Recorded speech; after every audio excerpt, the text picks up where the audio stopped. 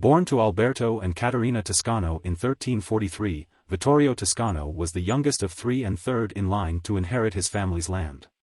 At age 15, his father sent him to train with Ettore Fabrizio, the same knight who trained his older brothers in the military arts. But Vittorio didn't take to combat training the way his brothers did. As a student of philosophy, he believed physical violence to be the last refuge of the incompetent. Infuriated by Vittorio's pacifism, Fabrizio ordered one of his pages to attack him. Vittorio dodged and blocked the blows, but refused to fight back. When his enraged opponent lunged, Vittorio parried. His attacker tripped, falling on his own dagger. He bled out in less than a minute and Vittorio threw down his sword, swearing never to pick it up again. Since Vittorio demonstrated an aptitude for scholarship, his frustrated father sent him to study with his uncle Renzo. Besides being the Duke of Portoscuro, Renzo was also a scholar and collector of rare artifacts. Under Renzo's tutelage, Vittorio focused his studies on lost civilizations and ancient history. He researched forgotten tomes and became an expert on the philosophy and wisdom of ancient secret societies and obscure guardians of knowledge. Guardians present in almost every century and culture. Guardians that went by manifold names depending on the time and region and were said to be from another dimension, a perfect world. He collected anything on watchers, keepers, guides, masters, observers.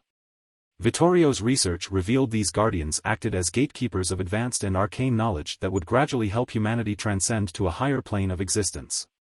He theorized the observers waited for humanity to acquire wisdom before releasing knowledge that otherwise would lead to their self-destruction. Slowly, these observers found ways to inspire humanity with knowledge that would stimulate growth, understanding and collective wisdom. Vittorio adopted his uncle Renzo's view that greed for money and power was the source of all conflict. His hope was that the lost knowledge of these gatekeepers might bring peace, harmony, and order to a violent world.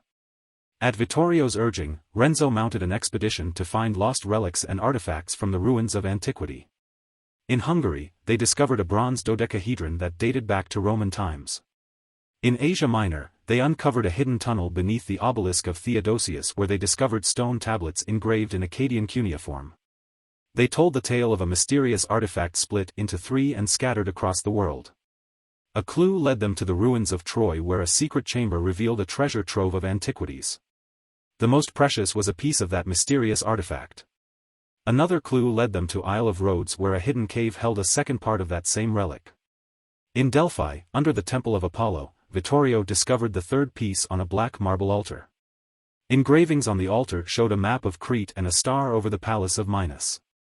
Deep in the labyrinth below the ruins of the palace, Vittorio discovered a place to put the key created by the three relics.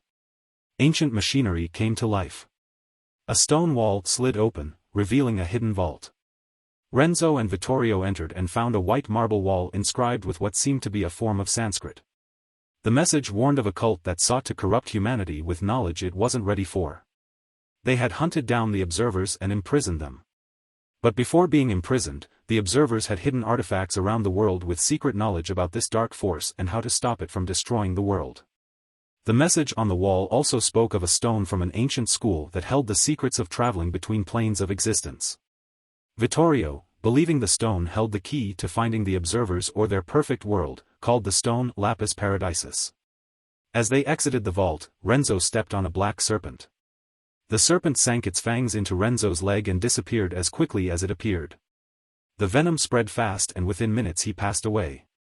As Renzo's only heir, Vittorio inherited his estate, his library, his title, and his vast fortune. Determined to honor his uncle and help humanity transcend its weakness, greed, and cruelty, he knew he had to find the lapis paradisus and free the observers if they were still alive. In 1391, Vittorio mounted an expedition. He employed a mercenary knight to aid in the effort and offer protection. Formerly a member of the Guardia Campagna, Tarhos Kovacs feared no man or beast. Vittorio's explorations and discoveries eventually led them to the heavily guarded catacombs beneath the Portuguese city of Sintra. If the expedition wanted to enter, they would have to kill those who guarded it. Vittorio had no wish to shed blood and told Tarhos to find another way. Tarhos defied Vittorio and by the end of the day had him in irons.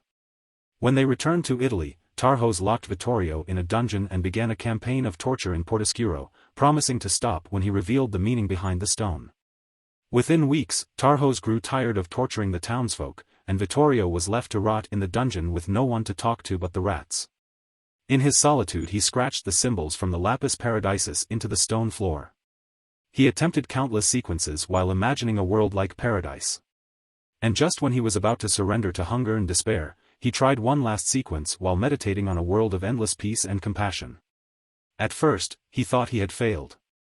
He gasped with the last of his strength as the rats approached menacingly, preparing to feast on his defeated, sallow flesh. Then, suddenly, a cold, unnatural, black fog rose from the stone floor, and within moments he heard cries of anguish and crows circling above him. With difficulty he clambered to his feet and found himself in another world. Not the paradise he had expected.